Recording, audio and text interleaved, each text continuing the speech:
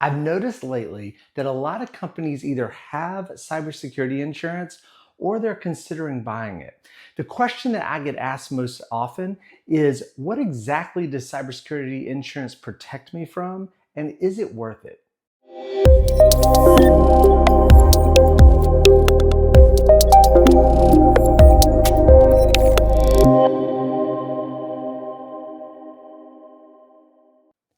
Hey guys, Alex Riles here from MicroAge. Cyber insurance seems to be a really popular topic lately.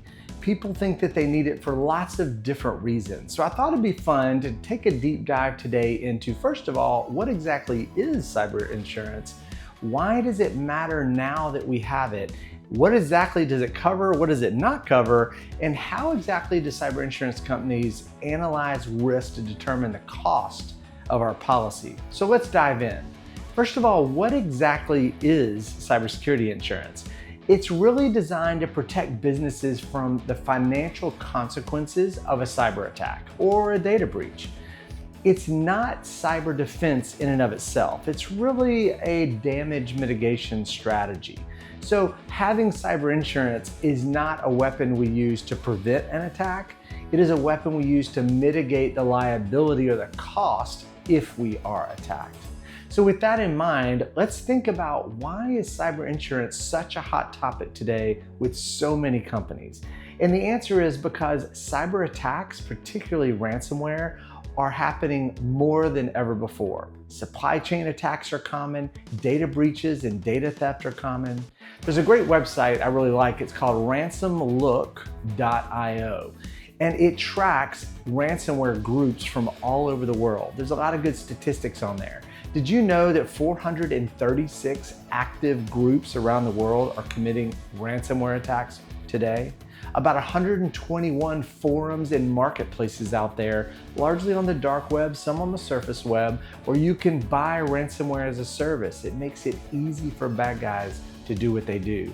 There's 284 Telegram channels where they talk about ransomware attacks and strategize on how to get people to click those links in email so that we can deploy the ransomware.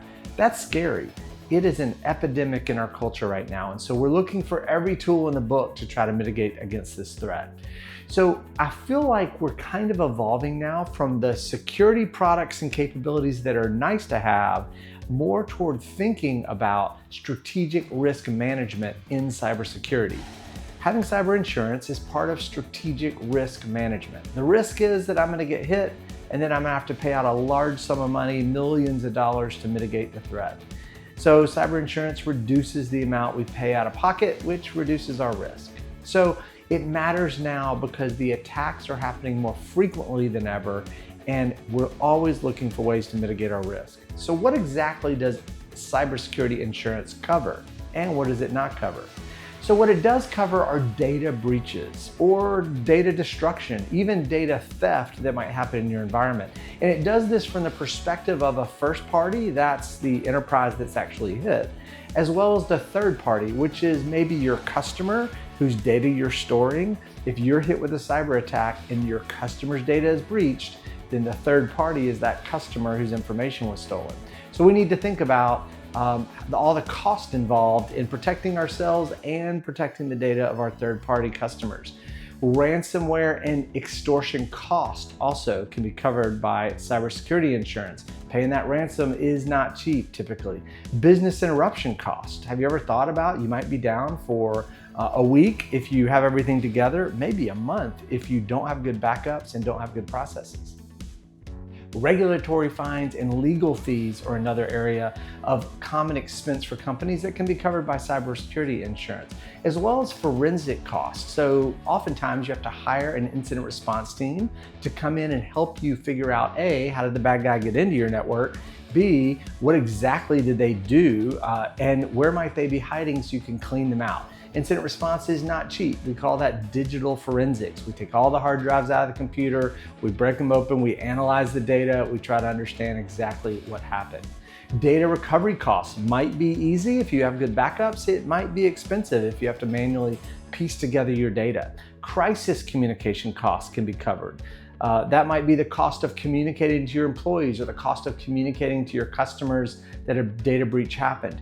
Part of that might even be personal identity recovery cost. So have you ever gotten that letter in the mail that says your information was part of a data breach at a company and now they're covering 2 years of identity theft services for you?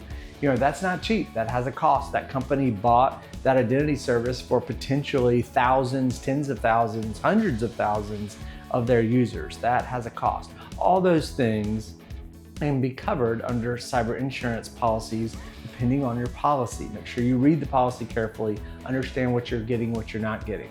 Things that are typically not covered under cyber insurance are acts of war, and that sometimes includes cyber warfare. So you want to understand your policy carefully because cyber warfare is going on all the time. There is a raging war right now between the US, Russia, China, North Korea, Iran. And so depending on how they look at a cyber attack and whether it was part of cyber warfare, they might or might not cover it. Pre-existing vulnerabilities are typically not covered. If they can prove that you had a vulnerability in some software, in a network device before you got the insurance policy and you didn't mitigate that threat ahead of time, and then you're breached and they can prove it came from that vulnerability, they're probably not going to cover you.